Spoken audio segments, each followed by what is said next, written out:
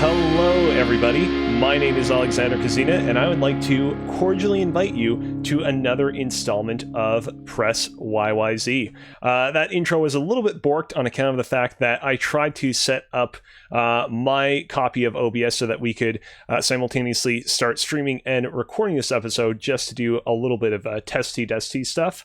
But unfortunately, things didn't work out quite right in that regard. But it's okay, because all three of us are here and we are ready to have ourselves quite the show. Do not forget that you can catch our show weekly on youtube.com/PressYYZ, live on twitch.tv/PressYYZ, Wednesdays at 8 p.m. Eastern Standard Time, like tonight, or on your own podcast service of choice on your own time. Before we get started, a reminder as always that we here at Press YYZ stand against discrimination of any kind. While we appreciate however you choose to give back to our show, there's no better way to support us than by being excellent to each other. On the subject of which, I'm joined today by two beloved co-hosts, one of which is AJ Fraser. Hello, AJ. Hey, hi. And you actually had something that you wanted to bring up. Yeah, really quick, and I don't mean to, I don't want to, rush through it, because it's a very important subject to the history of Canada, but very recently there was a horrific discovery out in Kamloops, BC, where the remains of about 215 children were found at a residential school. Yeah, I'm not too articulate on the history and whatnot of that, but hearing the stories over the last week and just all that kind of come to light again after knowingly just hearing minimal about it in high school, you hear a little bit here and there in Canadian history classes and stuff like that, but not enough to really describe the horrors that some of these people went through, and some people have actually survived.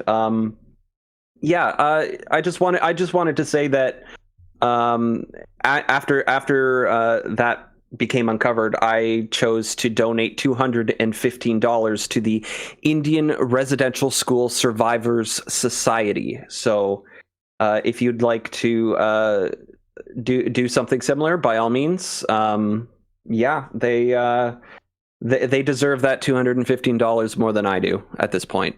As a very privileged person of privilege in this country that I am very lucky to call home, even though I am a descendant of the settlers who put those children in that situation. So, 100%. Thank you, very much for saying that. We don't try to shy away here on Press YYZ from bringing up hard and difficult subject matter when we need to, and I feel like that was very succinctly put. So thank you very much, AJ. Yep. You're welcome. We're also joined today by Nathan Mcinerney. How are you doing, Nathan? Hey, not bad. I'm going to fix my camera. It's not great there. Not bad. It's good to be back on the podcast. Yes. Cool. I've got a few days off, so my head that one, eh? I've been very busy this past few weeks, as evidenced by me not doing streaming, and I'm off for the next till Monday after today. So I'm looking forward to some R&R. Yeah. Speaking of, you being off and you having a little bit more time on your hands, you're returning to stream some video games on Press YYZ's Twitch channel. Is that correct? Yes, so that is correct. I'll be starting tomorrow night, or I guess just giving it a try, Virtua Fighter 5 Ultimate Edition, whatever the new version that was free on PS Plus. I'm going to be playing that tomorrow night. I haven't played Virtua Fighter 5 in years. I thought it'd be interesting, and I happen to be having a Twitter conversation with Jim Tasty on Twitter, who was also interested in playing it. So we're going to stream that together tomorrow night. Cool. Yes, AJ. I don't have too much history with Virtua Fighter 5, but back in high school, my friends and I, so it was me, my friend Ben, who you guys have met, and my friend Kenny and our friend Erie. Were in Kenny's basement, and he had the original Virtua Fighter 5 on PS3, and we would play the absolute shit out of that. I always lost. Kenny always won until Ben found a very cheap move set and ruined Kenny's perfect win streak, because it at the time it combined like you were able to like kind of make a character profile, if I remember correctly, and I think he had a pie character, and he was very good with pie. Yeah. So in the gaming sphere, you may think of like Milky's Pie. Like if you remember like 1UP from back in the day, he had a very specific build of the character Pi, Pai. Okay. From like the 1UP days. I was thinking, like, are we talking about like a created character that's been built to look like a blueberry pie? Are we talking about Pi from Life of Pi? But we're talking about PAI, which is the Pi, the character from Virtua Fighter. Got it. Yeah, and so they had these profiles that he would take them online, and he never lost. He would fight against the computer up to whatever dawn difficulty that he got up to, like 9th dawn or something. I can't remember what they called it eventually, like higher than like an S rank and shit.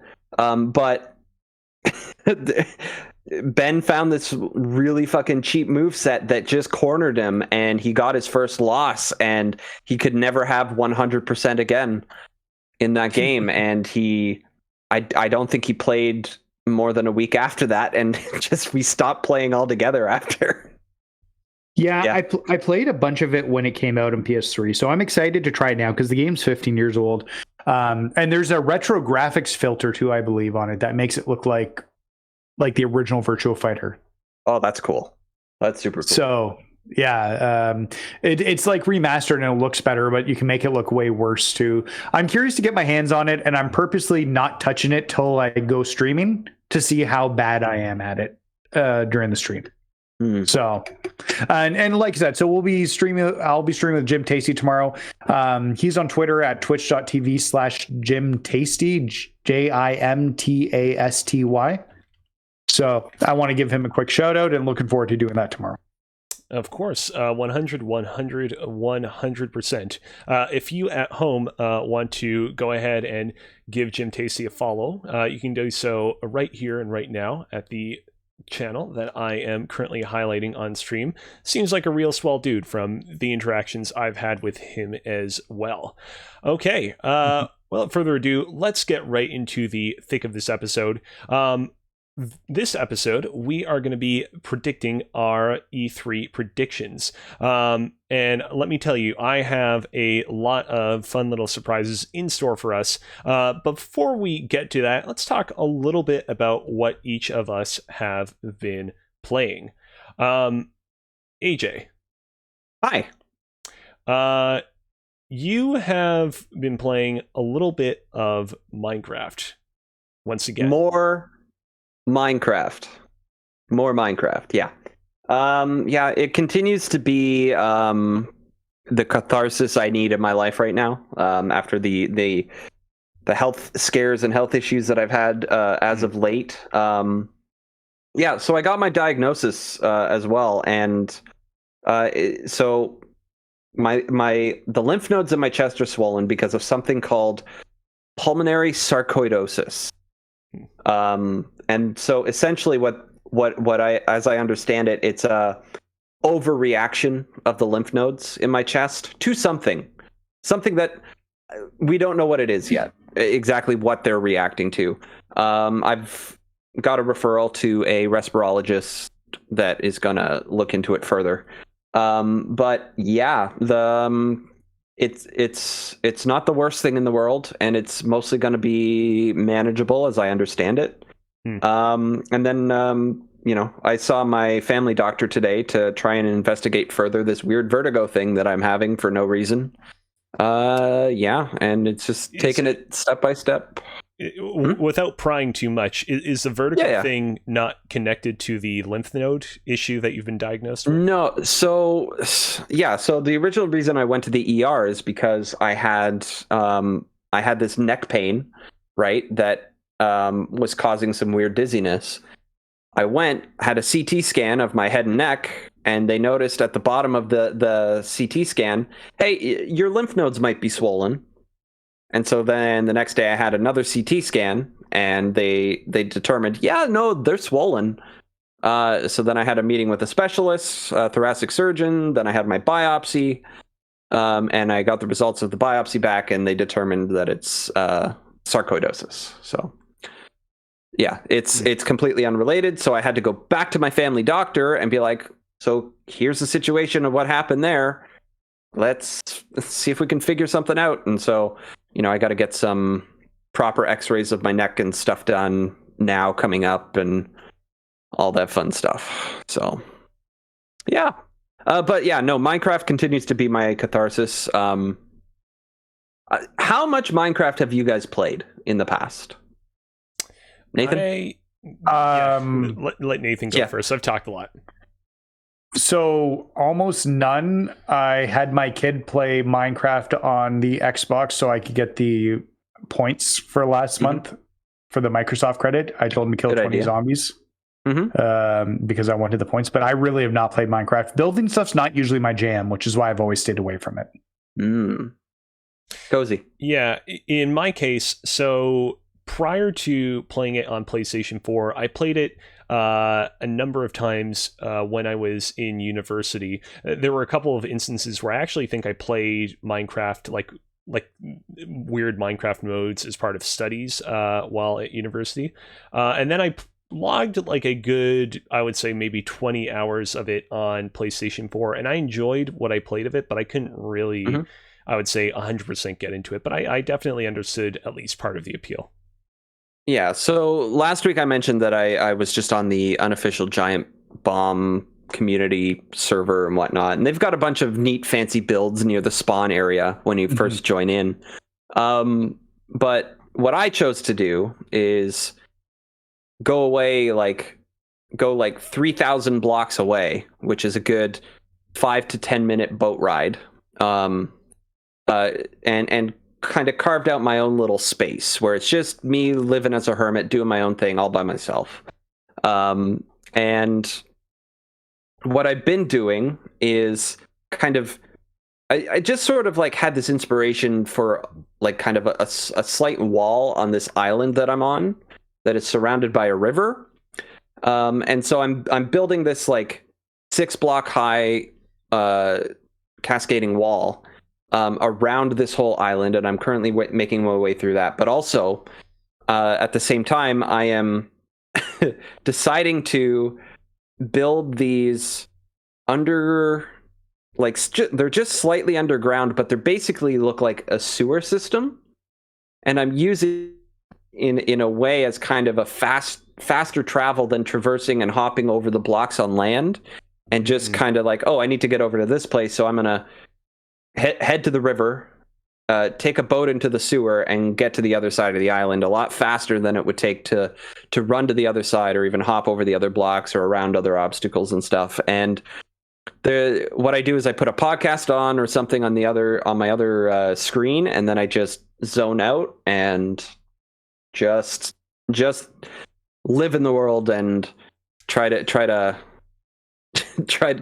build it up as my own little fort castle place. The whole water strategy, like that's some like Breath of the Wild level ingenuity of like, I'm going to use this one mechanic in a way the developers didn't really intend me to use it to like get around way faster. Like instead of in Breath of the Wild, instead of like going around in water in a boat, I'm going to use magnetism on a minecart and just ride that around, and it's way faster. And that's actually a level of Minecraft that I've actually never reached in terms of like all the ways that you can kind of break the game, whether it be using redstone, which is totally fine in the game to manipulate and use. The redstone is basically works kind of like electricity, where you can push a button and then it activates the redstone wire and triggers other different types of blocks and stuff to interact with each other.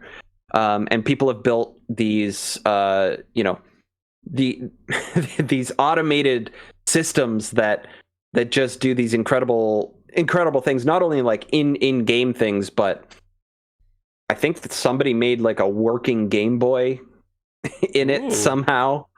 Yeah, it was I have no idea how that works.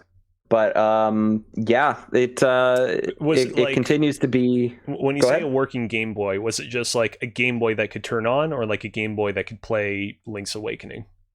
They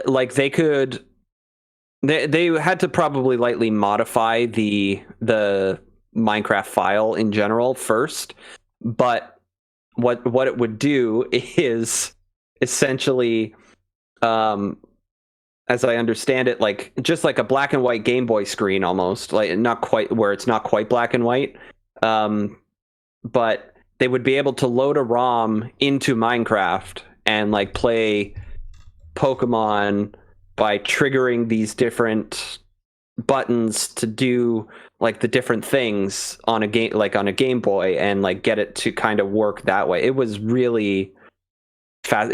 I remember seeing that years ago, but I could be wrong in my memory of it. But little things like that are really fascinating that I'll never get into. I just like building the simple tower that I have like right here behind me, and then building out kind of a town and shit around it as I just kind of like get inspiration to do something. So cool. Sounds real neat. I know that you mentioned earlier how you've been diving into the unofficial Giant Bomb community to take part in this Minecraft stuff. Yep. You also are very much involved in some Critical Role stuff.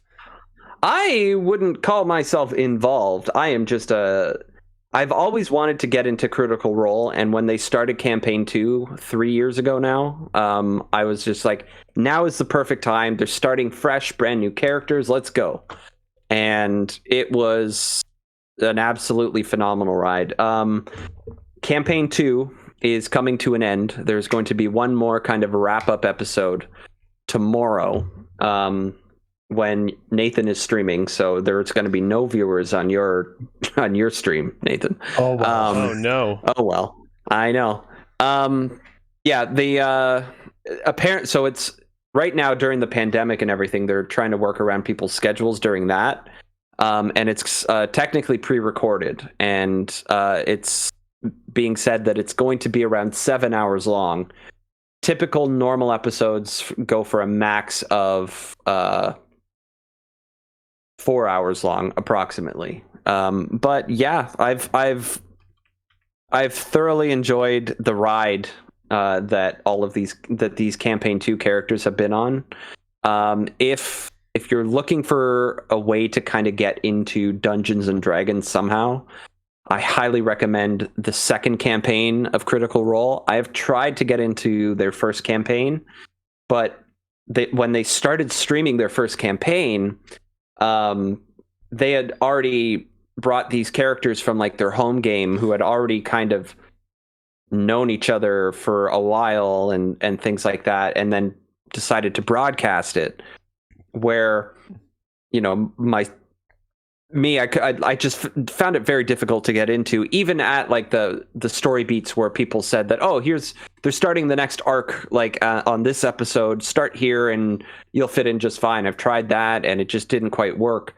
But there's 140 episodes of Campaign 2 currently, soon to be 141, and then if you're looking to get into D&D even a little bit, I recommend especially the first 26 episodes. See if you can do that. Yeah, like even just on like a second screen experience where you're just listening to what's going on. It's fantastic.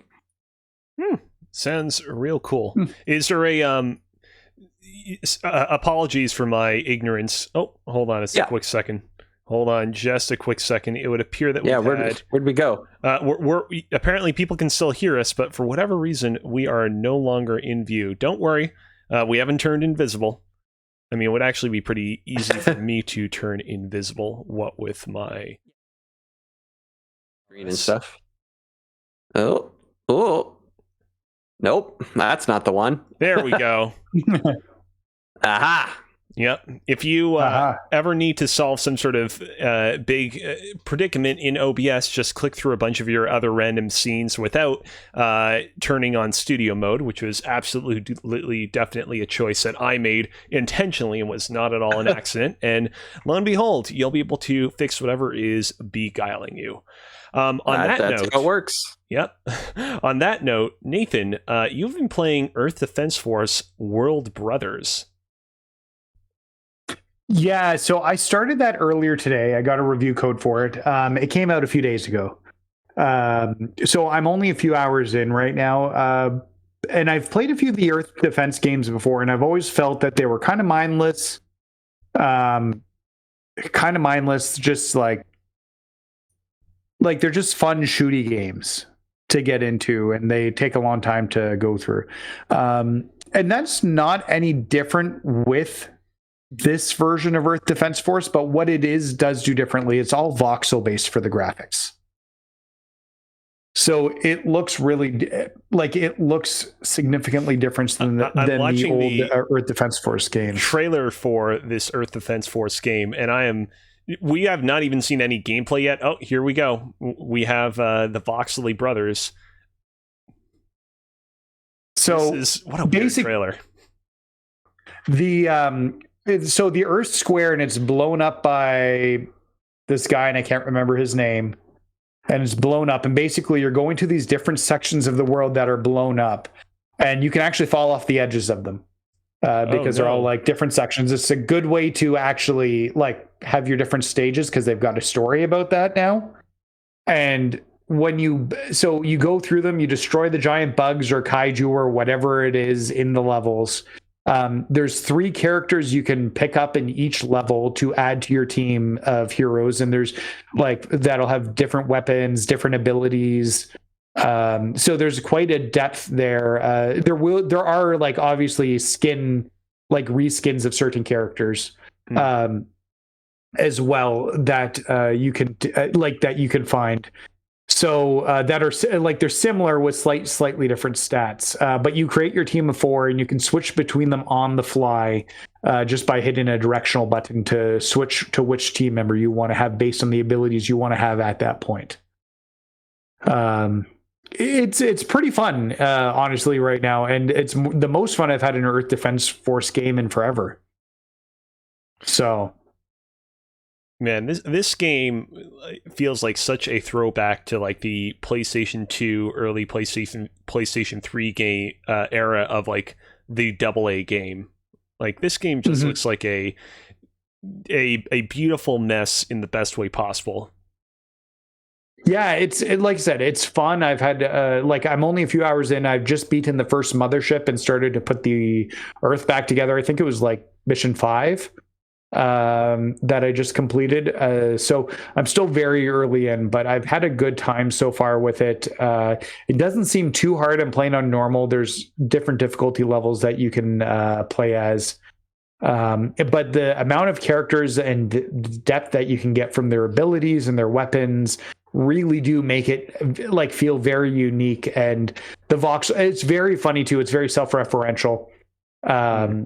Like you've seen some of the characters that they have in this, because it's not just soldiers, and that's what you're used to. It's what's interesting to me is, like the previous Earth Defense Force games, I haven't played them myself, but I've seen, some people play them before. But like, they go for a more realistic atmosphere. And this kind of comes across as Earth Defense Force, but for kids. But also not quite, because you're still shooting guns and stuff, but I don't know, it looks fascinating. Yeah, I'm gonna download it for my kids, I think, to their PS4. They were very taken by the graphics because it does remind them of Minecraft a bit. They told me it looks like a Minecraft / Lego game. I was like, that's probably not a bad way to look at it. It's a very good way to think about it. So the one game that this footage reminds me of the most actually is 3D Dot Game Heroes. I thought about that too. PlayStation 3 360 era. Did either of you ever play that game?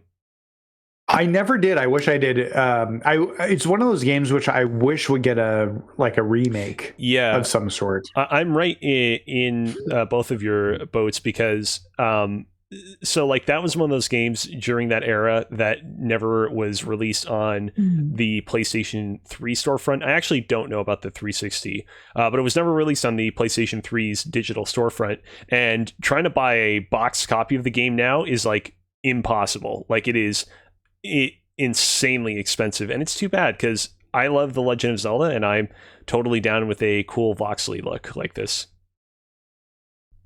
Yeah, there were ways you could break that game too, with like getting a cool sword that would just kill all the enemies in one shot on every single screen.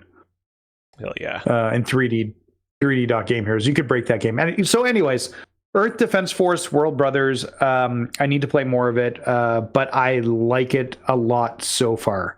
It's quirky, it's fun, it has a sense of humor. It knows it's a video game. It's using a bit of the old like history from the other games while completely ignoring other pieces and being vibrant about it. And yeah, it's just fun to play. I guess the question is, how long do shooting bugs and kaiju, like how long does that stay fun? That's going to be the biggest challenge with it. Yeah, that's totally a fair ass point. However, you also, Nathan, have been playing Killer Instinct, which would suggest that whatever Rare managed to do with that game has clearly managed to get its hooks in you, considering that you've been playing it for multiple weeks in a row. Yeah, I have re-fallen in love with Killer Instinct. It's a Game Pass game. I think we lost us again, Kozi. Yeah, it's okay. So a little bit of background information. I recently updated to OBS version 27, and everything seemed good. I was really excited to update to this version of OBS because this version of OBS came with a... Oh, there we go. We are back. It seems like last time that happened, I switched to studio mode to just like change something small real quick. And it seems like our heads just go away for like a couple of seconds before returning. I switched over to OBS Studio Mode 27 because it came with an undo redo button, which obviously is a huge, great little improvement, but it also broke a bunch of small little things. And I thought ahead of tonight's stream that I had managed to, nip most of those small little issues in the bud, but clearly we're still discovering some issues live. I'd have to imagine there probably are some other streamers right now that are suffering under the wrath of OBS version 27's various bugs and glitches, so I guess we can take solace in knowing we're probably not alone in that regard. Yep, can't argue that. Fair enough. Anyways, Nathan, I apologize for interrupting your No, don't worry. Killer Instinct discussion. It's all good. Yeah, so it's just so getting back into Killer Instinct, I've been playing a lot of the survival mode and trying to go through the story modes. I've been using it to unlock trophies to get, or not trophies, achievements to get more Microsoft rewards points as well, because you need to unlock achievements. And pretty much you can fight one battle in survival or one battle in versus and get an achievement, or there's a lot of ways that you can get achievements like through this game that are like rare, because I'm guessing, and the reason why we haven't heard about any more Killer Instinct is because not enough people played it. So the percentages on some of those trophies for even playing a match or achievements are very low. But I'm having a really good time with it. It's got a great combo system. I'm still trying to figure those pieces out, but I'm regularly putting like 20 hit combos together. I'm figuring out all the ultras for the characters. It's a good time. I even took it online and beat a few people. Not in the competitive, in like the regular mode. Sure. I mean, that's still, not bad at all, considering that Killer Instinct has been around, for a little while. And I feel like at this point, if you're still playing Killer Instinct, you're probably like pretty ride or die for it. And you're, not just some scrub has no bearings or wherewithal or knowledge of what to do with the game. Mm-hmm. Have you guys played Killer Instinct at all? Yeah. So Killer Instinct is one of the first games that I actually bought on my Xbox One back in the day. I'm not big into fighting games, but Killer Instinct, it's good. It's it doesn't necessarily feel too unapproachable. I personally find Street Fighter to feel incredibly unapproachable. Like if you're not already in, it's very hard to get decent on the like in at the ground level or whatnot. In my opinion, like I can't just hop onto an arcade machine and I could maybe throw a fireball there and that'd be it. But yeah, Killer Instinct is good. It's I actually really like that they added the Arbiter in there as a DLC character. That's a pretty cool addition. Yeah. But yeah, it's a good fighting game, and I forget who originally made it, but I know Iron Galaxy has it now. Yeah, it was so Iron Galaxy did seasons 2 and 3. I was just watching a documentary on what happened to Killer Instinct the other day. The studio that did it initially was bought by Amazon. Okay. And so they had to transfer over to Iron Galaxy, Double Helix. Double Helix, that's the one. Yeah. So they did season 1, and then Iron Galaxy took it over for seasons 2 and 3. Microsoft hasn't made a peep about the game since 1997, apparently. Wow. So the thing I was watching, he does documentaries on games, and he had Maximilian Dude on it. It's 6 months old, so they haven't said anything in like years about Killer Instinct, and there's been no new updates for it in like since 2017 either. So it's been quite a while. I think somebody posted a picture on Twitter the other day of the catalog of characters that Microsoft could theoretically put into another Killer Instinct if they wanted to make it their Smash or PlayStation All-Star Battle Royale, featuring a few different characters. But it's got a great character list, some really cool characters. The Hisako which looks like the character from The Ring, is probably one of the coolest fighting game characters I've ever seen. I also I went to go and look up the tier list for this game just to kind of see who's ranked who and where they ranked, and apparently General Ram from Gears of War is also in this game. Yep, and Rash from Battletoads. Yeah, that's right. I forgot about that. Huh. So, yeah, no, there's some really cool stuff you can do. Now that you've got the list up there, I'm actually looking to see. Rash is really high, actually. I've been playing Jago. It's worth pointing out that Orchid a lot. This tier list I'm currently looking at right here is from eventhubs.com. So, like, I don't know like how credible this particular tier list is. Amongst everybody within the competitive Killer Instinct community, but it is a list. Yeah, no, 100%. Just like when you look at the cameos, they've got the General Ram, they've got the Arbiter, they've got Rash.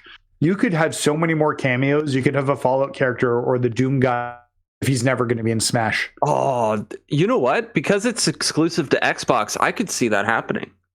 Yeah, 100%. Like the Bethesda properties have opened up so many more opportunities to bring other characters in from the franchises. You could even bring Master Chief in or something if you wanted. You don't want to go all guest characters, but like you could sprinkle the roster like Mortal Kombat does with their guest characters. Did you ever play Dead or Alive 4? Yes. Dead or Alive 4? Because that had not the Master Chief, but Spartan 458 Nicole. Yeah, that's right. That was that was an Xbox exclusive, wasn't it? And if that's the case, then no, I did not play it. Yeah. No, that was a good one. It was a good addition. That's where quote unquote Master Chief showed up before it wasn't the Master Chief, but whoa, holy shit. 7 degrees of Kevin Bacon separation. I just remembered in the Dead or Alive game for the 3DS, there is a Metroid stage where basically at the end of it, Samus Aran would come and lay a power bomb, and that would be how the stage would close out. Really? Yeah. Cool. Huh. Yeah. I did not know that. I didn't even know there was a 3DS version. I think I have that Let somewhere. me see if I can I should look into that. look into this. Yeah, fighting games, like you put aside like Smash Bros and like the obvious collaborative fighting game franchises, and there are some truly weird and bizarre crossovers in them. Yeah, 100%. Let's see, Dead or Alive, Metroid 3DS. Yeah, so the funny thing about this is that the stage, because Metroid Other M was the most recent released Metroid game at the time, the stage in Dead or Alive Dimensions, which is the name of the 3DS Dead or Alive game, was based around the pyrosphere from Other M. So there's Ridley shooting fireballs. Yep. There's Ryu Hayabusa and I forget Hasumi. That's Kasumi, correct. Yeah. Duking it out. Both from Ninja Gaiden. Got it. Yeah. And oh no. Ryu Hayabusa has gotten grabbed by Ridley. Oh wow. They really get him in there. Got torched. Oh. That's a good stage effect too. That's really cool. Whoa, there's Samus. She just like a power bomb. Oh wow. Yeah, that's There's like fighting games have always been ripe for crossovers. So it's like I said, they have opportunity, and I hope Phil Spencer gives Killer Instinct another shot because they've literally been radio silent about it. And I may or may not have things to say about that in a little bit of time. Teasing the future. Before we get to said feature, let me talk to you all about a certain feature that I have been in love with for the entirety of the past week. And that feature is called Mass Effect 1 Legendary Edition. I already talked a little bit about this last week, so I won't bore you with the details that I brought up then. Instead, I just wanted to reaffirm my continued love for this game. This game continues to be such a joy to get through, even as the little cracks and seams beneath its exterior begin to show themselves. What you're watching right now, if you're watching the video version of this podcast, is me going around in the Mako in a side mission in the game. So here's the thing. I said, the cracks and seams of this game are beginning to expose themselves. The Mako somehow is not one of them for me. I don't know why, but I oddly really enjoy the Mako. I always hear people complain about the Mako. So, as I understand it, they went back and kind of retooled how the Mako controls, right? But in the settings, you can go back and readjust it. So I think it has the original Mako controls. So I think you should kind of consider trying that out, seeing how that works for you.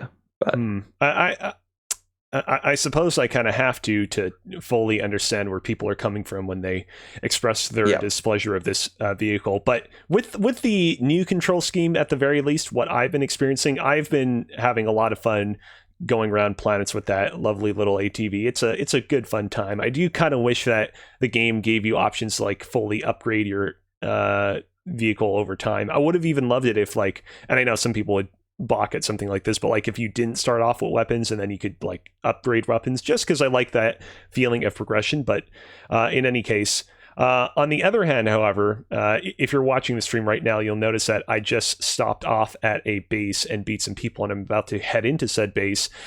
I really have found myself rolling my eyes whenever I head into any of these planetary bases, because it's 95% of the time, literally the exact same layout. It's a corridor. It's on a large space. It's another corridor. It's another very large communal space. And then it's another corridor that leads to a split path.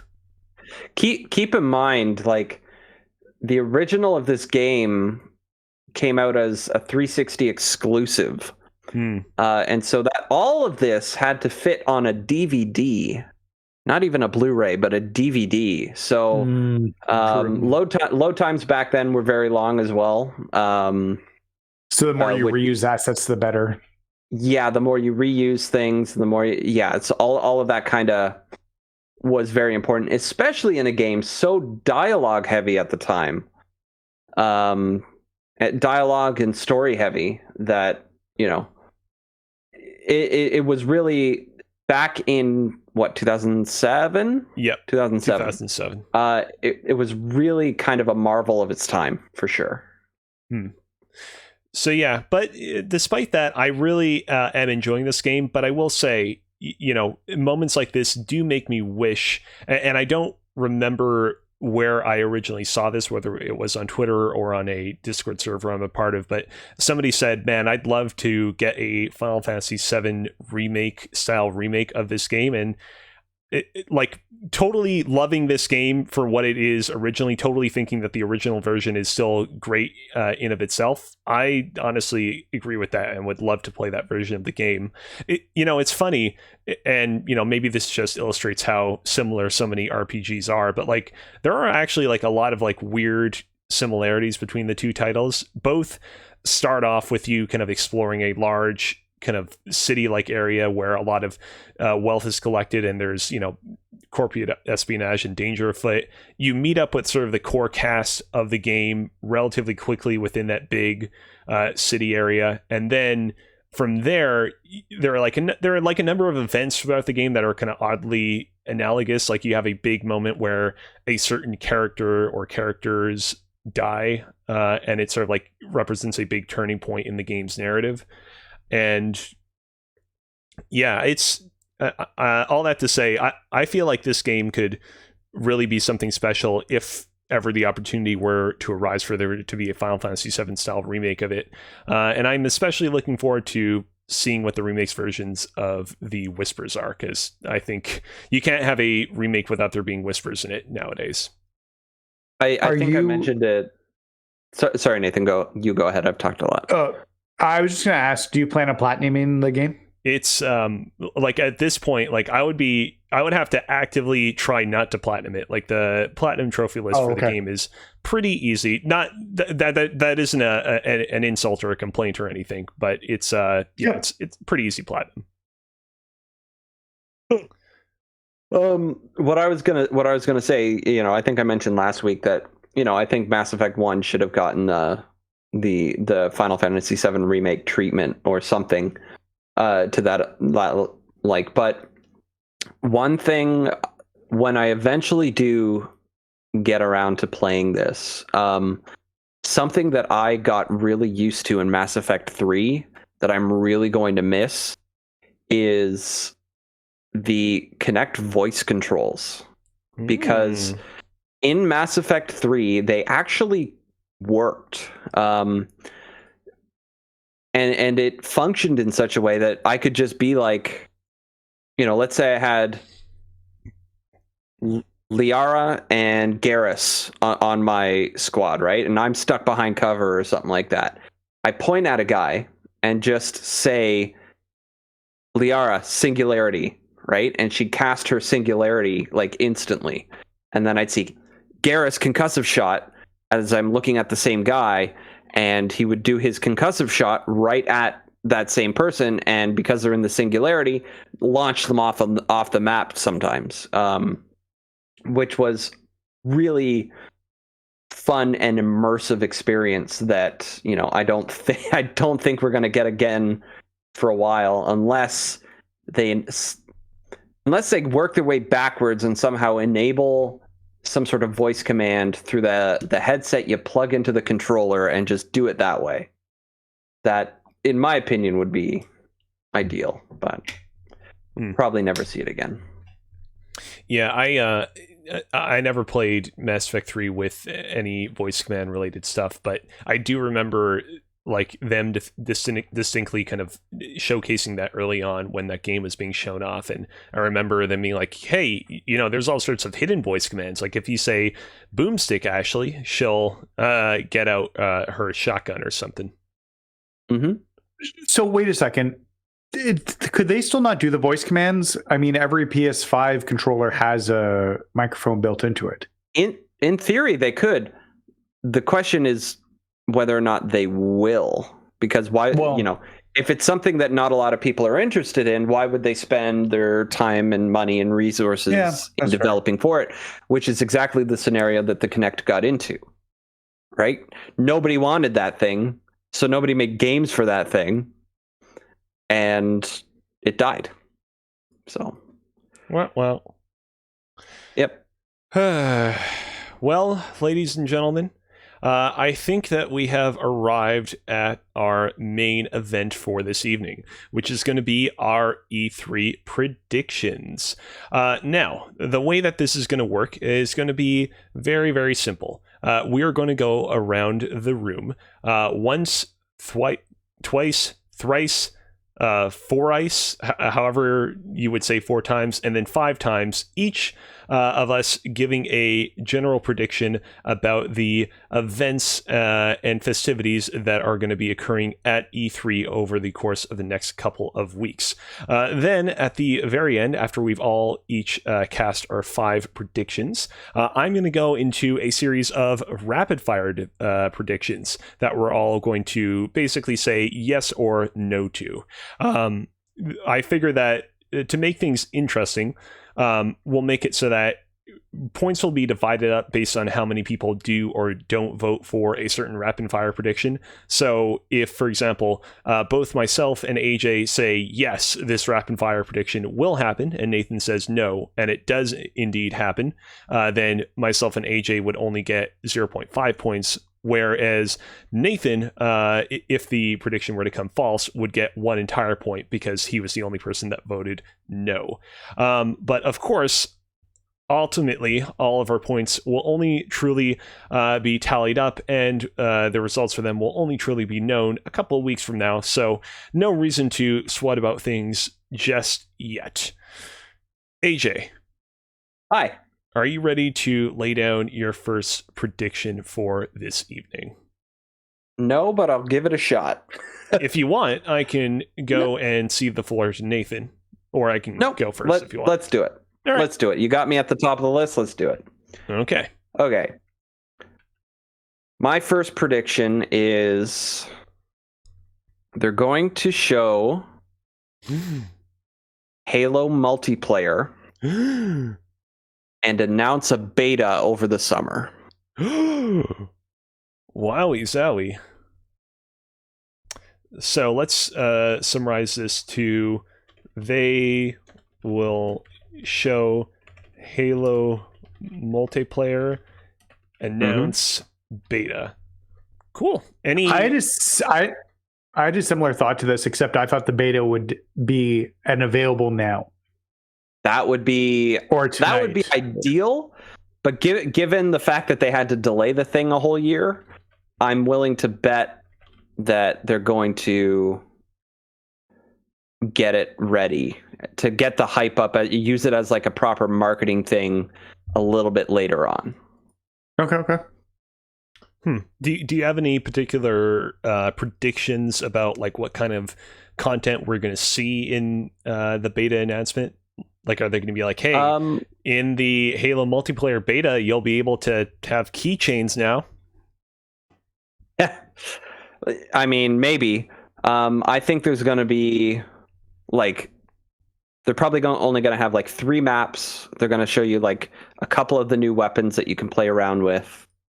And maybe whatever new control features that they implement. But yeah, nothing too crazy because this needs to be Halo. And if they go to Call of Duty with it, then it's no longer Halo. Alex would argue that, sprinting and aim down sights, that's too much like Call of Duty. It should be its own thing. Nah, that stuff can fit in a shooty game. But the moment you start adding like keychains to your guns, then it's heaven forbid. You can't even see it. You're not even looking at it, even when you're holding the gun in front of your face. You don't see it. Why is it there? You don't want to have a keychain of what's his name, like Pimples, Rash from Battletoads on your Master Chief as he trudges around the battlefield? No. Listen, I'm not one to kink shame, but I do not personally need that in my life. All right then. I'll go ahead and go next with my first prediction. I'm gonna say this right off the top. This is a pretty bold prediction to start things off, but I feel like it would be inappropriate and unbecoming of me if I didn't talk about this particular franchise, given how much I adore it. So here we go. I think that at the Nintendo E3 showcase, which Nintendo formally announced earlier today, they will announce a new 2.5D Metroid game. It will not be a remake of a prior title. It won't be a remake of Fusion or Super Metroid or what have you, but an original title that will follow up upon certain plot points that were revealed in Metroid Samus Returns.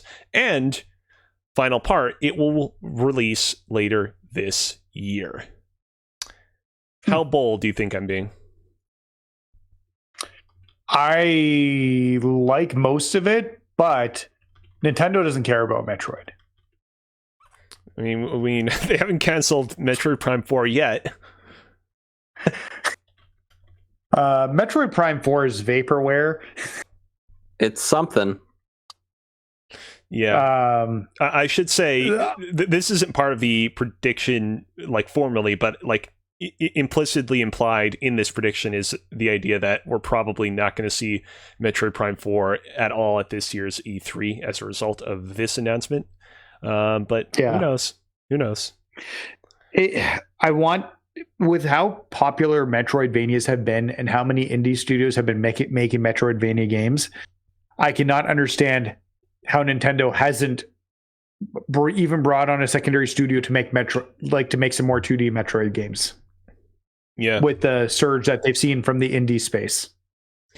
Yeah, we talked about this recently. Like, I totally think that they should have immediately commissioned Mercury Steam to keep going on their 2.5D Metroid train. And yeah, who knows, maybe this hypothetical 2.5D Metroid I'm predicting is being made by Mercury Steam, or maybe not. I did not want to make Mercury Steam an implicit part of the prediction because I didn't want to, go too specific in that regard, but we'll see. We'll see. Okay. Sweet. Nathan. I want it to happen. I want it to happen too, Nathan. I want it to happen too. Something I also want to happen, however, Nathan, is your first prediction. All right. Well, I already tipped my hat towards it earlier. Microsoft, Phil Spencer comes onto stage, announces there will be a new Killer Instinct.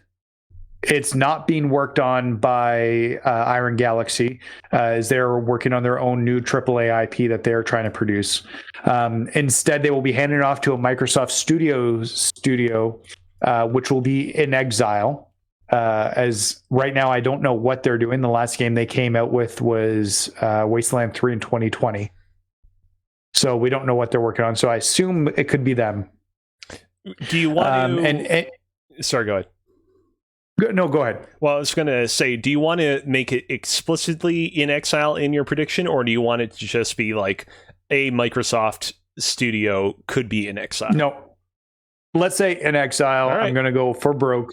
And it's going to have a 2022 release date on it. All right, then. Now, like, I don't know what either of you were thinking, but I was thinking with these predictions that, like, if you get like 2 out of 3 of the parts of this prediction right, if there is a new Killer Instinct announced, and if it is a 2022 release date, that gets you like 0.66% of a point. Like if you get the in exile part wrong, that doesn't automatically forbid you from getting any points at all. How about this? What if you made it percentage based instead of like making it 1 point, make it 100 points, and then it's you got 2 out of 3, you got 66 points. I like that. What I appreciate that is that at the end, like the points that we're all getting, because it's like out of 100, we're getting like, oh man, you won 66 points. Oh man, you won 73 points. Like we all feel good because we're getting a lot of points, but really in the end, it's not actually that much because we're all just scaling up the numbers. Mm-hmm. AJ. Hi. What is your second prediction?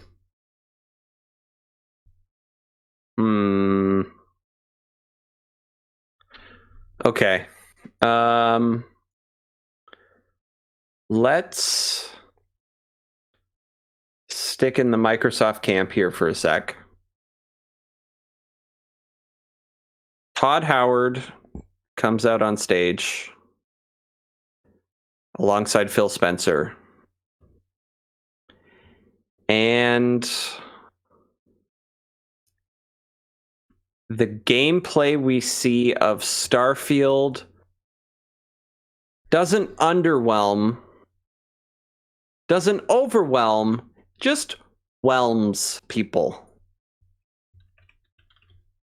The gameplay or whatever footage. It's if people are expecting like a Star Citizen, it ain't that. And if people are expecting just Skyrim with spaceships, it's not quite that. It's somewhere in between. And nobody is sure what to think of it. Yeah, I think you're on base with. I'm really worried about Starfield because as much as I enjoy Fallout's one of my favorite franchise. I just restarted Skyrim. I put an hour or two into the other day on Xbox and the 60 FPS. Bethesda's released buggy games, and they've had problems with gameplay in terms of their shooting mechanics. And I'm very curious to see because if they don't retool everything, they're not going to get the leeway they got with Fallout 4. I agree. Because people are like, it's a Bethesda game, and they kind of got away with it. It's not going to happen. I think it would still happen with an Elder Scrolls, and it would still happen with a Fallout. But on a new IP, there's almost no excuse. On the subject of Fallout, does anybody here remember how Fallout, the one that was really buggy at launch, Fallout 76. Does anybody here remember how Fallout 76 was received at the E3 where it was announced? People were not happy with it, if I remember correctly, because people didn't want an online Fallout. I just remember people not liking it. And even as me as a Fallout person, I think I tweeted that day or something like, I don't think this is for me, and I love Fallout. So people were not excited about it. It was not like... And if it was something that could be played as solo and had proper NPCs, because there were no, if I remember correctly, everything was robots and there was no proper NPCs in that game. Yeah, well, so if I recall, originally, and then they gradually added in NPCs over time in future updates. That's definitely the Wastelanders. Yeah. That's definitely not a good sign for your game when people are not excited for it, even at E3. Because there are games you can point to in the past, like Mass Effect Andromeda, where that game had its issues upon its release, but people were pretty decently excited for it, perhaps apprehensively so, but people didn't have immediate reason to be concerned for that game, for example, when it was first announced at the Electronic Entertainment Expo.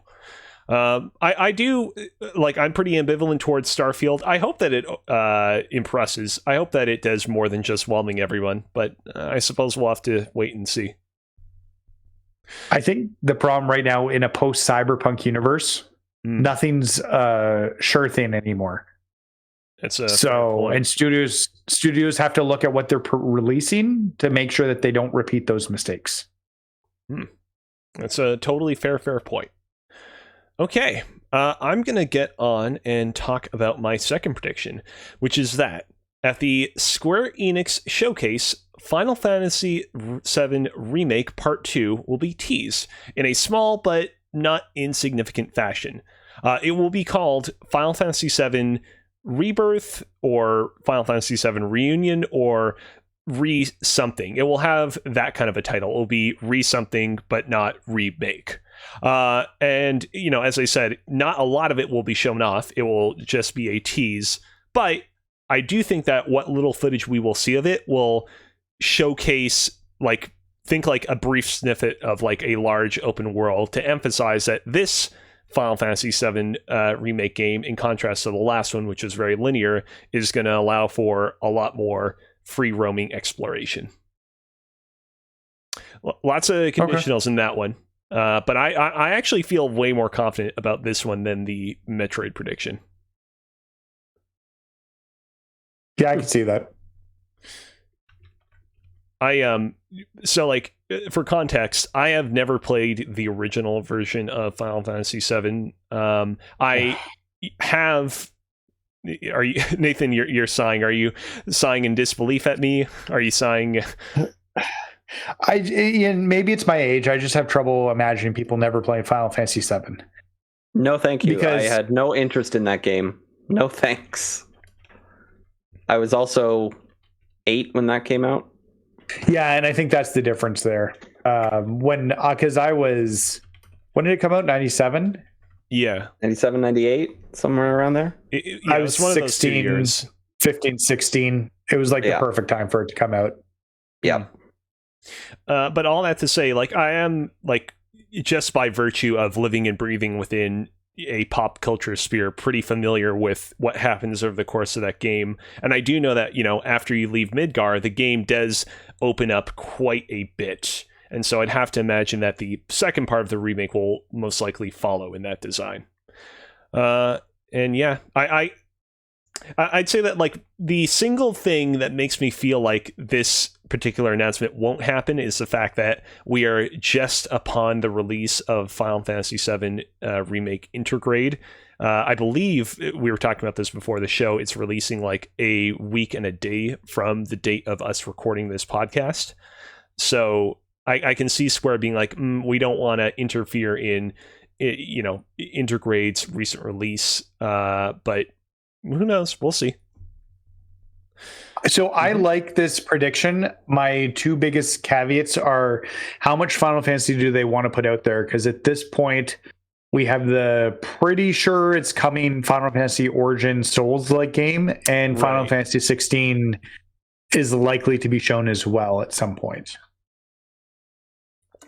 Yeah, and I just don't know how much Final Fantasy they're going to bring. Like, it's not like we're going into this show being like, oh man, Square Enix, you know, doesn't really have any projects in the pipeline that we know about. Like, anything is possible. It's like Square Enix already has a lot of heavy hitters. If Final Fantasy VII Remake Part 2 isn't shown off, we're not going to complain and say, oh man, nothing of consequence was shown off. Mm-hmm. That's a fair point. It's a fair point. Nathan, what is your second prediction? So there's going to be a new Smash character announced. Ooh.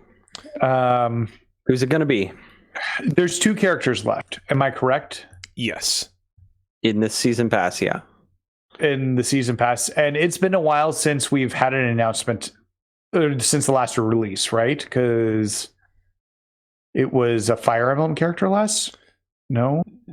It was the last character for Smash? Xenoblade. Pyra and Mithra. Yeah. So Pyra. Okay. So I think that they're going to debut the last 2 characters, both of them at E3. One of them will be a Microsoft property in their partnership, like with Banjo, and I don't know what that is, and whether it's a Doom guy or a Master Chief or Ori or something like that. And then the final one will be Sakurai. Okay. Sakurai himself. Okay.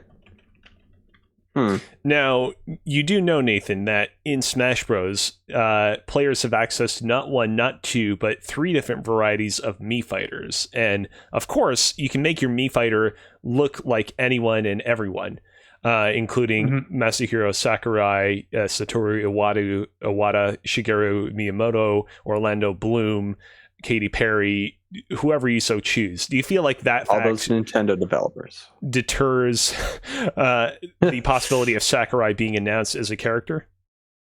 No, because you can't just download a Sakurai costume. You have to make it, right?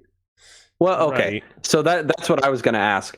Would you want to, and I'm helping you out here, rather than a Sakurai individual character, what if an official Sakurai costume for one of the Mii fighters? Okay, that might work better. I just thought it'd be cool to have like wild ideas of cameo characters coming out to help him as his movesets. And change, like, so like weird, like kind of make him like I guess they already have Kirby to do that, but he has to suck somebody up. But make him like the Shane Sun of Smash, where he's got access to other people's movesets. What if they just call it Sakurai, but it's actually just the Master Hand, and they just make it playable? It's clever. I mean, it'd be something. Spoilers for the end of the single player mode in that game. You do eventually get to play as Master Hand at the very, very end. So, I mean, they wouldn't even need to, like, theoretically, there isn't too much development that needs to happen there. They would just probably have to release, like, a patch or something. Yeah. Oh, people would be annoyed if that took up a space on a season pass then. Yeah. All right, but I do like this prediction, and I actually do think that a Sakurai costume, as AJ suggested, is not outside of the realm of possibility. So okay, let's cross our fingers and look forward to all of that. AJ. Hi. What is your third prediction? Okay. Because of the whole year that the world has been in, a lot of game studios have been probably under undue amounts of stress. So that got me thinking, okay, what are we still missing that could potentially be affected? And what's going to be done about it? I think I don't think it's canceled, but I don't think, other than after the fact, when people start asking, hey, where was this? I don't think we see Beyond Good and Evil 2 at Ubisoft's press conference. Okay. And if anything at all is said about it, that would be, you know, in a press release after, oh no, it's still under development, or then they announce they potentially cancel it, but I don't think they cancel it yet. I mean, I feel like I don't want to describe this as a safe prediction, but I feel like it's a very believable prediction. Yeah, it's something I can definitely see. Yeah, I don't think the previous time that we saw like actual Beyond Good and Evil 2 gameplay, where they were playing around as that monkey or whatever, flying around like an airship as a monkey. I don't think anybody expected to actually see Beyond Good and Evil 2 footage there. But I think after the year we all just had, I feel like Ubisoft is definitely going to try and refocus some stuff, and I don't think we see anything in regards to Beyond Good and Evil 2 like as in proper trailer or proper gameplay or anything of note at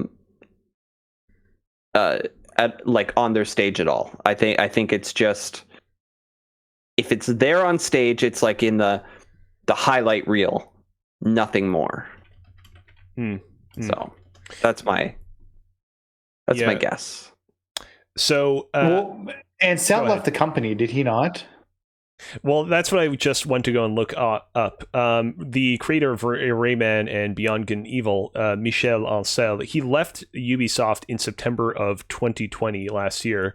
And, obviously, one person alone is not responsible for the creation of a video game, but obviously he was a pretty big driving force in that game's development. And so I'd have to imagine some things are probably being retooled and rethought with him gone. You live near him. Why don't you go ask? I mean, I do live a little bit more westward on the globe of the planet Earth, but I think it would be a little bit more difficult for me to reach him.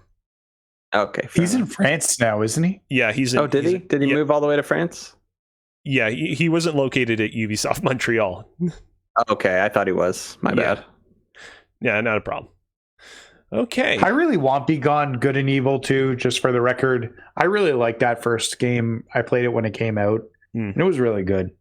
But whatever they release is not going to be what the first game was. So, anyways. Okay. So, for my second prediction, I said that Final Fantasy VII Remake 2 would get Not a like full-blown reveal, but just a tease.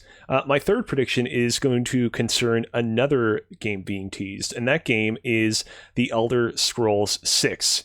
Last time we saw that game, we saw it teased alongside Starfield at Bethesda's E3 press conference a couple of years ago. I don't remember the exact E3 press conference where it happened. 2019, I think. 2019. Yeah, that would make sense.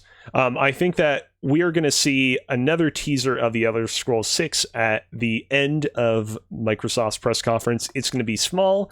It will unveil the official title, much like how Final Fantasy VII Remakes will unveil its title. So it will be called, The Elder Scrolls 6, I don't know, Infinity Scourge or whatever. And I think that the trailer will tease whatever the main sort of enemy or force it is that you're going to be fighting in it, in the same way that like the first like teaser trailer for Skyrim teased, hey, this game is about fighting dragons.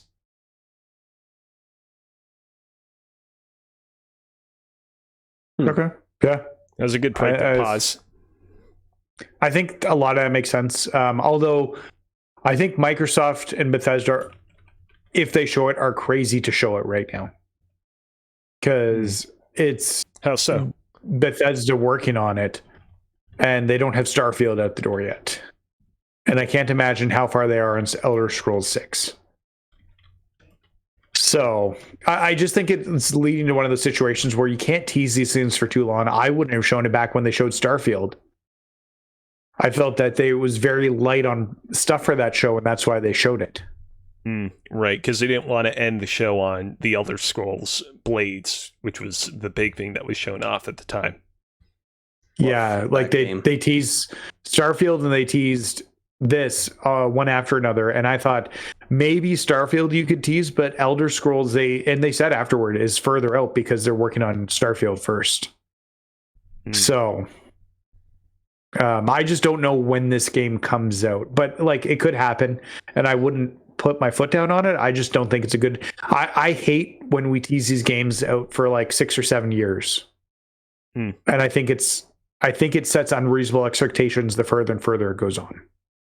I think that's totally fair. My thinking is that I feel like Microsoft really wants this E3 to kind of be their big coming out. Hey, we're Microsoft. We bought Bethesda. We bought all these other studios. Let's, swing our dick around E3 press conference. And I feel like showing another tease of Elder Scrolls 6 would be a great way for them to really hammer home that kind of a press conference. I think they're going to do, but yeah, I can totally see them holding back in that regard. Nathan, what is your third prediction? Okay, I've been debating on a few here, but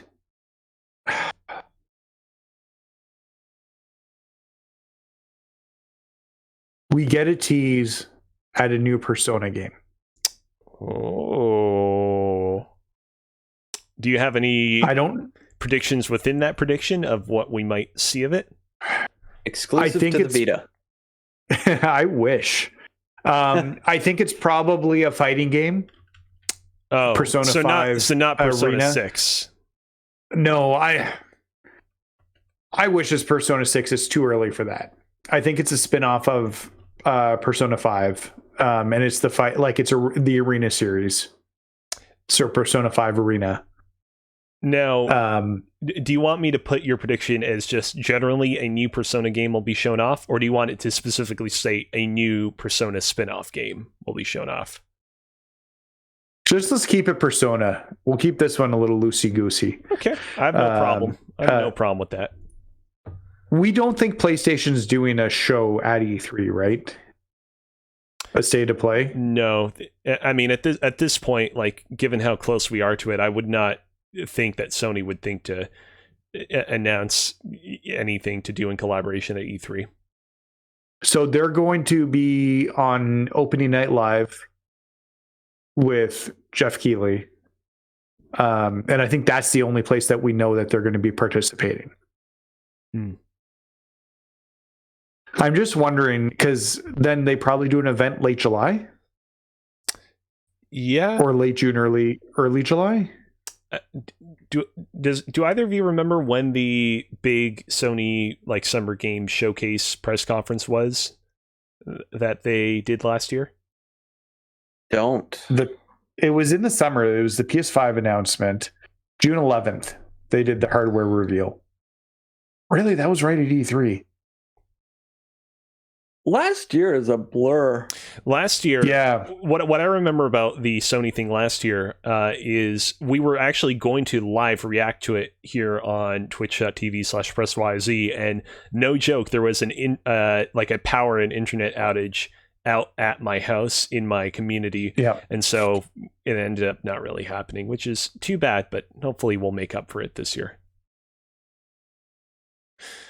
Okay. Yeah. Sorry, go ahead. No, I was just going to say, so yeah, I want to be careful about making Sony predictions because I don't think there will be much Sony news during E3. So anyways, sorry. Understandable. Okay. AJ, what is your fourth prediction? Okay, so we know that Nintendo is going to have a Direct, right? Possibly Nathan's Smash announcement is in there. We'll see. I think so. They've stated that this Direct is going to be basically all software related. Yep, no hardware. Some point, either before or after this Direct, they're gonna do a surprise drop, maybe, of an announcement of the upcoming Switch hardware. Right. That one's a bit pie in the sky because Nintendo, you can't predict Nintendo, but I think there's a chance that we learn properly about the Nintendo, not the next generation of the Switch, but the what's the word? The Successor. Yeah, not even the successor. It's the next half step to this of the Switch to The mid-generation upgrade. Yeah, that's the one. But so what you're saying is that you don't think it's going to happen exactly at E3 though? I don't think it's going to happen in the E3 week window. I think it's going to happen. Okay, so you do think it will happen in the E3 week window? Yes. Like Nintendo said that they're going to be doing like the software Direct. So at some point there's going to be like surprise hardware announcement. It could even be like one more thing at the very end, whatever it is. At some point during that week that we learn about it. Okay. The thing about this announcement, right, is it's imminent, and I feel like right now, AJ, like whether or not you get any points or not from this is really contingent on how soon Nintendo decides to jump the gun. If they announce it tomorrow, like that's not looking so good. Then I don't get points. But if they announce it like literally the day before or the day after, I think that counts. Yeah. Yep. All right. Sounds good. I have not, by the way, I want to mention this. I have honestly not thought all that much about whether I'm interested in getting the next Switch hardware upgrade. I suppose I'll have to get it if like games like Metroid Prime 4, which you'd imagine are probably a little bit more graphical intensive than some of Nintendo's other first party games, like kind of really need it to function. But other than that, I don't really see a whole lot of interest in my life in getting my hands about it. I don't know about the two of you. Yeah, I'm mixed on new Switch hardware. I honestly don't use my Switch a whole lot. What? Mr. Animal Crossing doesn't use the Switch a whole lot? So I put 600 something hours in Animal Crossing, and that's completely fair for last year. That's the only game I've really put a good amount of time into on it. I think Mario Odyssey, I 100% of that, so I probably put some good time there too. But the Switch is not something I gravitate towards right now. And the games, I'm lying because Mario Golf comes out in a few weeks, and I'll be all over Mario Golf when it comes out. But it's just, there's nothing in its future, with the exception of a few smaller indies, that make me think I need to get a mid-generation upgrade of it. Right now, who knows? Maybe they'll trick me into something else. Yeah, fair points. Let's go ahead and move on to my fourth prediction. Now, this one, let me forewarn both of you, there are a lot of details in this particular prediction. I had a lot of time to write some fan fiction here. During the Ubisoft Forward, Mario plus Rabbids 2 will be announced for the Switch. It will be much larger in scope than the previous Mario plus Rabbids. I predict it having not like a open world, because you can't really exactly have an open world in like a XCOM style tactical strategy game like what the original Mario plus Rabbids was, but it will be like fairly large, and it will be sort of akin to like what you had in the past with the Mario RPGs, like Super Mario RPG on the SNES, or Paper Mario the Thousand Year Door. Well, there will be like a fairly large, spacious world for you to explore, and I think in addition to that, there will be a few more overt Ubisoft characters mixed into the game. A lot of people have been predicting like, oh man, if a Mario plus Rabbids 2 were to happen, would like Nintendo like introduce Zelda characters? Would they introduce Metroid characters? Would they introduce, whoever characters alongside the Mario denizens of it? And I think it will largely stay contained to the Mario universe on the Nintendo side. However, I think on the Ubisoft side, we will see like a Rabbid who has like we won't see an assassin himself, but we'll see like a Rabbid wearing Ezio's cloak, and we'll see like maybe Rayman, for example, or Jade. What do you guys think? A little too much fan fiction there, or is there some truth to my gleamings? I think you're probably right about another Mario Rabbids game. I think you've gone a little too far fan fiction, because I don't think Nintendo's comfortable with that. I think they have very strict lines of where their characters get used and what to cross over with. As you were talking there, I just sort of imagined like a Ubisoft character only Smash Brothers like clone.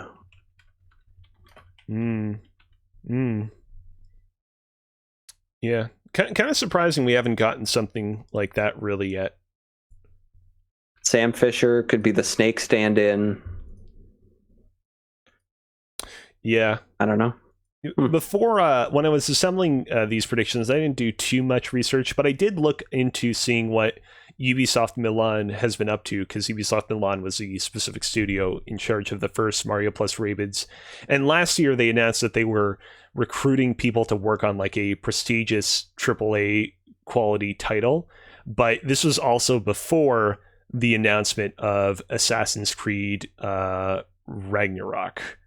And so some people are like, well, Ubisoft obviously recruits many studios to work on its big AAA releases. So like, could this have been Ubisoft Milan recruiting people to work at the studio to work on Assassin's Creed Ragnarok, or like another game of that kind of style?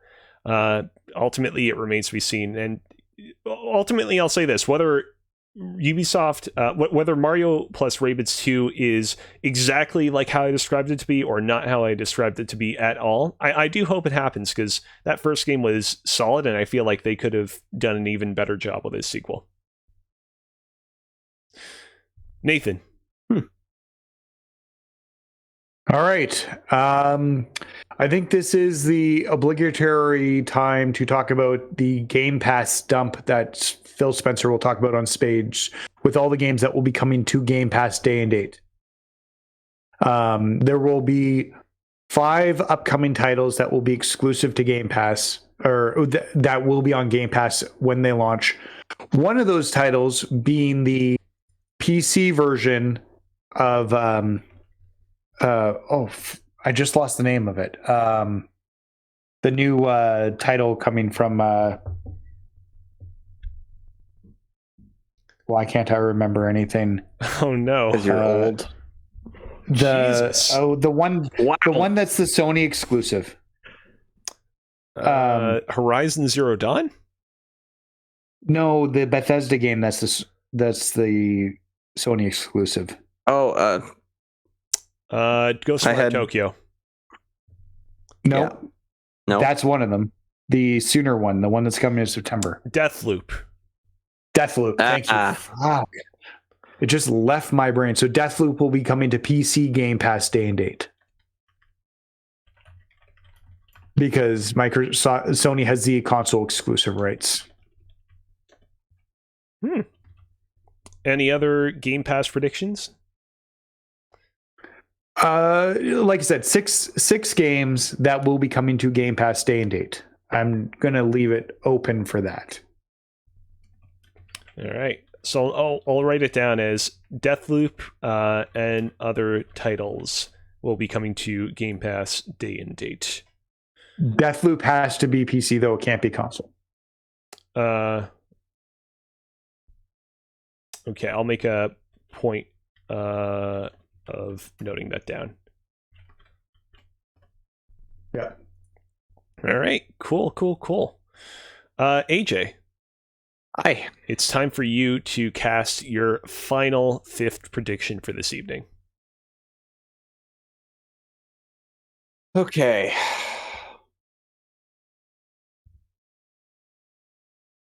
I think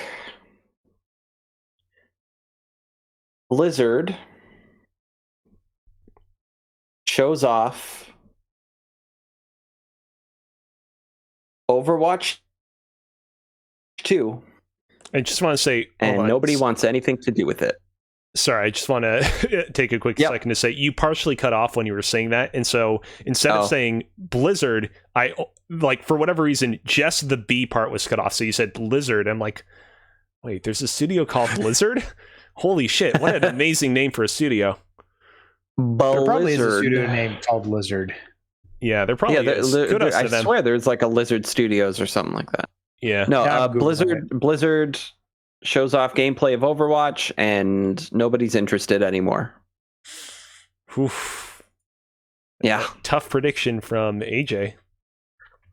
The way I see it, like people are already just kind of like so unhappy with the direction that the current Overwatch is going.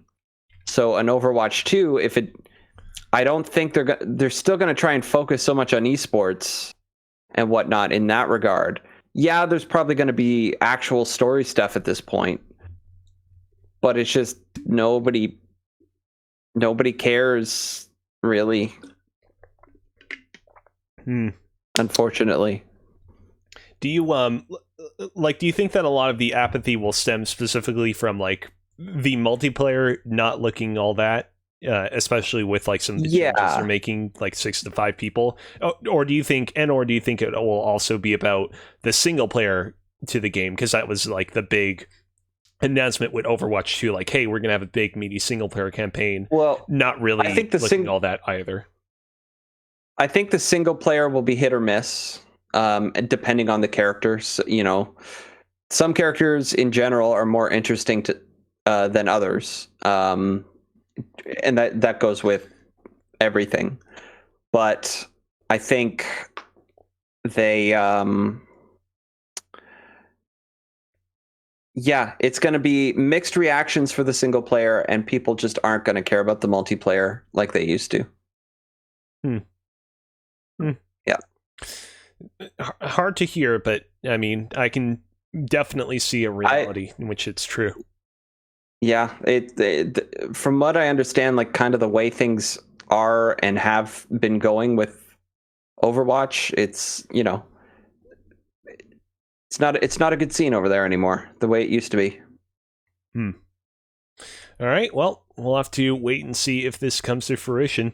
I'm going to go ahead and cast my final prediction, and I'm going to be honest over here. Like, obviously, I'm looking forward to the hypothetical 2.5D Metroid I announced. I'm looking forward to Final Fantasy VII Remake Part 2. Mario plus Rabbids 2 will probably be great. I think this game that I am predicting might be shown off at E3 this year is the single game that I might be the most hypothetically excited for, because that game is the next Bioshock, aka Bioshock 4. I think that it is finally going to be formally revealed. I think it is going to be called Bioshock something, like Bioshock Infinite. And I think it will be a reboot quill style sequel to the original Bioshock. And so just to be clear, what I mean by that is it will be a sequel to just Bioshock 1 that ignores any additional continuity introduced by Bioshock 2 or Infinite, in the same way that like Terminator Dark Fate was like, we're going to be a sequel to Terminator 2 that ignores all the other sequels, or the recent reboot of Halloween is like, we're going to be a sequel to Halloween that ignores all the other Halloweens. And this is, by the way, no offense or any ill will towards Bioshock 2 or Infinite. I enjoy those games quite a bit, but I think that it's just like, out of sake of simplicity, they're going to be like, let's just focus on just Bioshock 1 and put the other two games to the side. I think I don't want to go like super deep into what I think the game will be about, but I can see it being about basically another messed up city inspired by Rapture, created by people who are like, hey, it didn't work out super well the first time around with Rapture, but we can do it right, and we can do it again several decades later after the events of the first Bioshock. Oh, that'd be interesting. So like the tech would be more in the future too for it then. Yeah, like it would be like not like modern day, but like the 1980s or the 1990s, for example. Yeah, that'd be cool.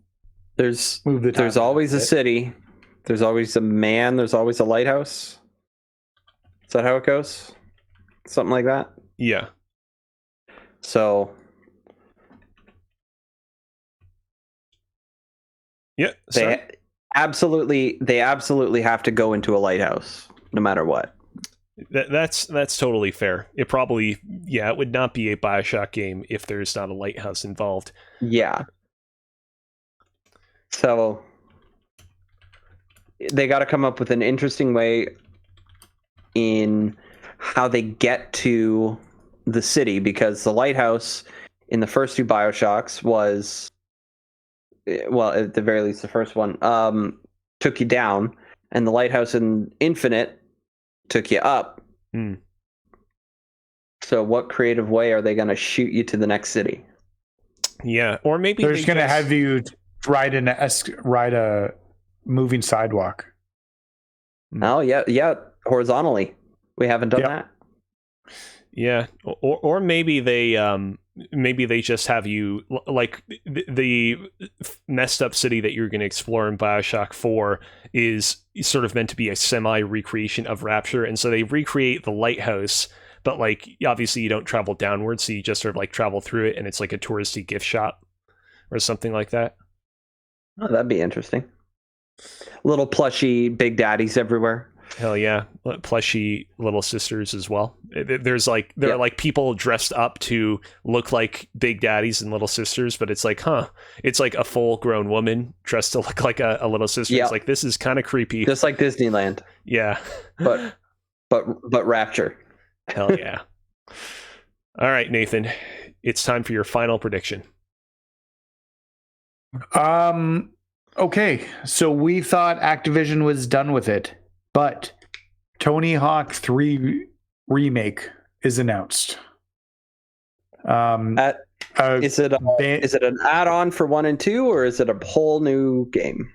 It's a whole new game. It's not the same price because it's only one of the games, but it uses the exact same engine. It has all the same mechanics because it's really just a new level pack. I don't think it's DLC. I think it's its own little thing that you pay like $20 for. One of the band recently said that they had licensed their music for it. That's right. So the rumor mill is buzzing about that right now. And I think Activision said Tony Hawk did very, very well for them financially last year. And critically, it was a huge success. It won all the sports game awards last year. So, I mean, I hope for you that you're correct. I hope that franchise doesn't just go to waste again after rising so suddenly and so greatly out of the ashes. they fixed it.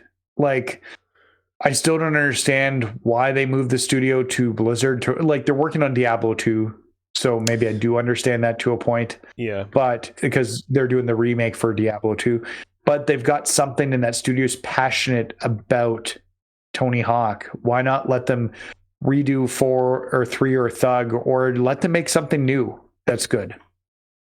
I don't know. All right, then. Well, with all of our individual personalized predictions out of the way, let's head into the final segment of the show, which is going to be our rapid fire predictions. So the way this is going to work is very simple. I'm going to reveal a certain event that may or may not happen at E3, and we are going to say yes or no. And then based on that, at a later date after E3, we will tabulate how many points each of us will earn based on how many of us voted yes or no for each rapid fire prediction. All right, are we ready for the first rapid fire prediction to be unveiled? Let's see it. All right. Will Halo Infinite impress? Yes. Number 1. AJ says yes. Nathan, yes or no? As a recent Xbox user, I want to say yes, but I'm still going to say no. They've got a huge hurdle to overcome. And if they change Craig, people are going to be mad. See, what I'm thinking is that I feel like it will, like, to go back to your earlier prediction, AJ, of Starfield whelming everyone. I feel like Halo Infinite will more likely whelm everyone than it will overwhelm or underwhelm. But you know what? I'm going to be saucy. I'm going to go ahead and I'm going to say yes. I'm going to play in the danger zone today. All right. For the record, I want to be wrong there because I'd like to. Well, I'll play Halo with y'all regardless. But I want to be excited as the new Xbox owner. But I just worry.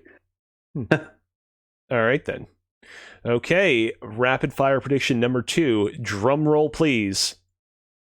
I got NVIDIA broadcast on. It won't work. Oh dear. Will we see Ken Levine's new game?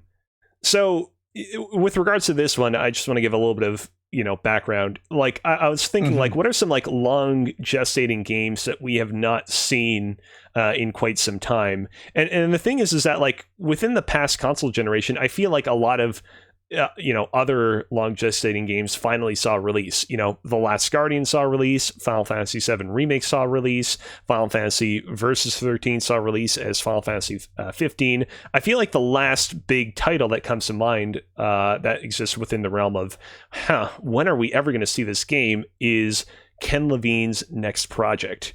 So I ask the two of you, do you think that we are finally going to see it at all at this E3? I considered putting him as one of my predictions for showing up. But the more I think about it, we haven't heard a peep from him. I don't know where he shows up for it. I say no. Okay. So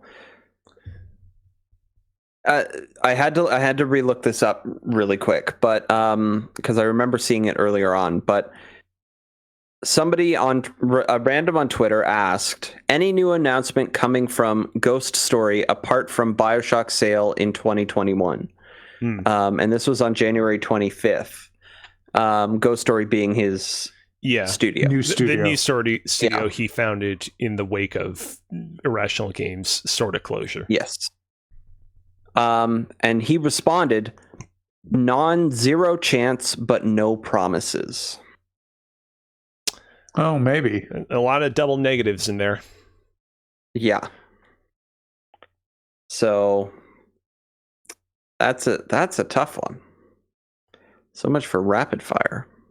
I say no still. Yeah, Nathan says no. Yeah, I'm going to say no as well. Just because I want to introduce a little bit of variety, I'm going to go ahead and say yes. I'm very 50-50 on this. I think we could totally see it. We could totally not see it. I don't want us to all be uniformly no, because that means that our potential point earnings could be pretty diluted. So I'm going to go ahead and say yes. All right. Sure. Rapid fire prediction number 3. Drum roll, please, in your hearts. Will Nintendo break everyone's hearts? Can you define everyone? When I say everyone, I mean... Is this a bad direct? Is this like where we get a Star Fox puppet direct? Oh, man. When I say, will Nintendo break everyone's hearts, I mean, you walk out of the Direct and it's like the last Nintendo Direct where it's like, man, there were so many expectations going into this thing, and they showed off cool things. They announced things like Splatoon 3 and Mario Golf and so on and so forth, but we're still feeling this sort of miasma of rejection. And not literally everybody in the world. It's not like 100% of all people that watch the Direct are upset at it, but there's just this sort of funk in the air after the Nintendo Direct is over that's like, they didn't totally do it.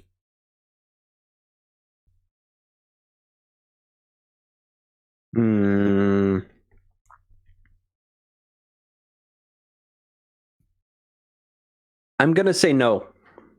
The last one was a disappointment. I don't think they do it 2 times in a row. Okay. I'm going to say no as well in this situation because I have a seeking suspicion they'll be showing Breath of the Wild 2 or whatever the Breath of the Wild sequel is, and that's enough to make people happy. You know what? Might dilute each of our points, but I'm going to go ahead and say no as well. I think that they know that they have to pull all the stops. Oh dear. Nathan there he is. There he is. Turn your camera back on. There you go. Apologies. Not a problem. Click a button. Yep. It happens. All right. Rapid fire prediction number 4. Let's do this. Will there be a genuinely beloved celebrity cameo a la Keanu Reeves in the Cyberpunk presentation from a couple of years past? Obviously, I'm gonna. Celebrities are no stranger to E3. You see celebrities get shown off in E3 press conferences all the time, but it's very, I would say, uncommon that a Keanu Reeves like moment happens where everybody's like, all right, here we go. We are totally down to see this guy be on stage and, talk about how much he loves video games or she loves video games or they love video games. No. Yeah, I'm going to say, because I'm sure the majority of these cameos are if they happen at all, are going to be generic, just not well produced, like phone video vlog. Hey, what? Yeah. Xbox fans, what up? It's me. What? I'm gonna say no. Unless Zac Efron gets high at an EA event again or some shit. Oh man. Yeah. You can say. I'm thinking something very similar, and part of the reason is because there won't be crowds. That Keanu thing worked because the crowd cheered for him. Yeah. And you remember the interactions, like, what was it? Somebody yelled, "You're breathtaking," and he's like, "No, you're breathtaking." You're breathtaking. Yeah. That's why that moment went viral, and there will be no crowd to play off of. And you're right about, like, there will be these shot at home on your cell phones or like a webcam, and so won't have the same impact. It might become a meme, but it won't be like it won't be Keanu level memedom. Yeah. See, your points about there being a lack of a crowd is very, very fair, but because this is an entirely digital event, because they now have the excuse of being like, oh, we can have this one celebrity call in, they don't have to come in person. I feel like someone's going to get something real crazy, and that will up the viral potentiality meter, if that makes any sense. So I'm going to go ahead and say a tentative yes. All right. Second to last rapid fire prediction. Let's go. Kojima? Hideo Kojima has undoubtedly been working on something new since the release of Death Stranding, and not too long ago there was some scuttlebutt of, hey, could this guy even potentially be doing something with Microsoft? And I was very relieved when neither of you brought up the potential of him doing something at Microsoft's press conference, because I want to ask two of you now, I almost did. do we think that we see Kojima in some capacity at this E3, either at Microsoft's press conference or another press conference? Yes. AJ says yes.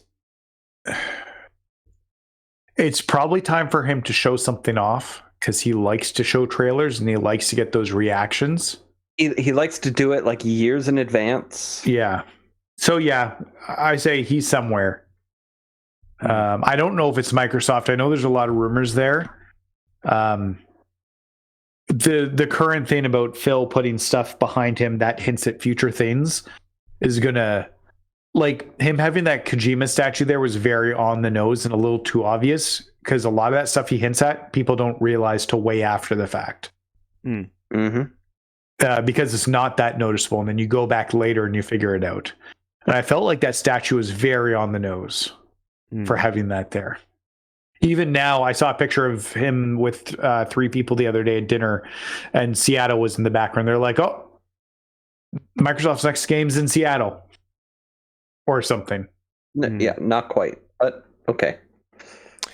Yeah. I'm going to go ahead and say no, not because I want to be different from the two of you, but because I just feel like this upcoming E3 press conference that Microsoft is going to be pulling off already seems like it has quite a bit lined up for it. And I feel like if they are going to show off whatever they're working on with Kojima next, they might want to push it to a slightly later date. I think we still could see that Kojima announce something with Microsoft later on in this year, but they would want to do it maybe at a slightly later date to give it room to breathe on its own. That's my Fangold prediction right there. All right. Finally, our last rapid fire prediction of the evening before we wrap up. Drum roll, please, in your hearts. Valve! Exclamation point, question mark, exclamation point, question mark. So, yes. You know, Valve obviously is a company that for many years didn't see fit to really make much of a presence of itself at the Electronic Entertainment Expo. However, with the recent release of Half-Life Alyx, and with Valve pledging, hey, we're back in the games, this game is going to be one of many, the possibility of Valve being at E3 is now like actually something serious to consider. AJ, you're saying yes, we will see Valve at E3. Yeah, I think there's going to be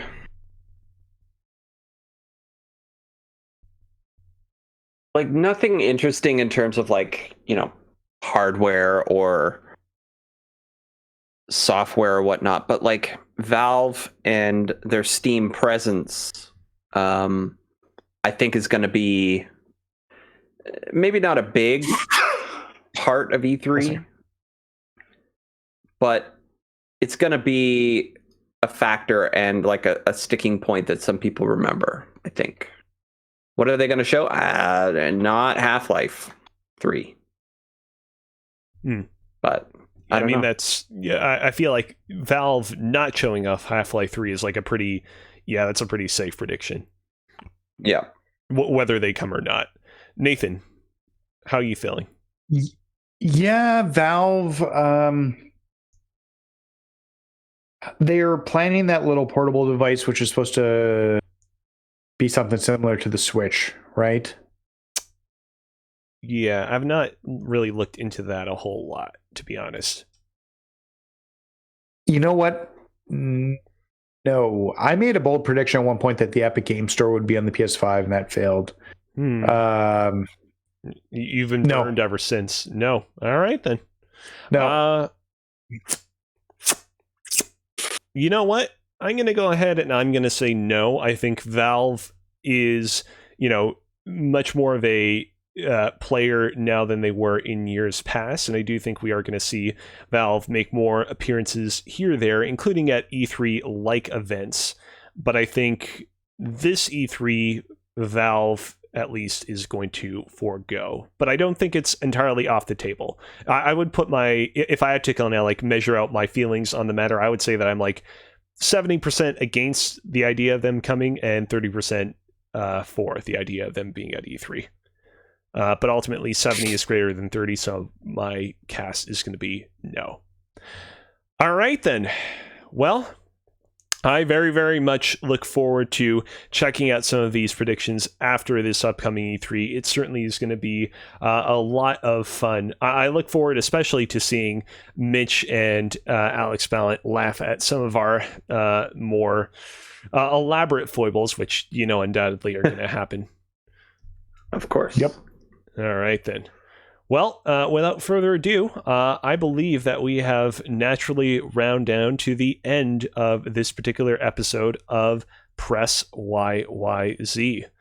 Thank you to everybody for tuning in to this installment of your beloved Canadian gaming podcast. Don't forget that, of course, you can check out new episodes of our show live every Wednesdays at 8 p.m. Eastern Standard Time here on twitch.tv/PressYYZ. You can check out episodes after the fact on our YouTube channel. And, of course, you can check out our podcasts in audio form on Apple Podcasts or whatever podcast service of choice you so prefer. You can also check out @PressYYZ on Twitter to stay up to date on when we go live, and join us on Discord at invite.gg/PressYYZ to keep the conversation going. Next week's topic of the show is Influx. Final Fantasy VII Remake Intergrade is on the horizon, and we want to do something or other surrounding that game, but exactly what form that will take remains to be seen. So please look forward to the next episode of Press YYZ. We assure you that no matter what it's going to be about, it is going to be great. Until then, thank you for playing. Later.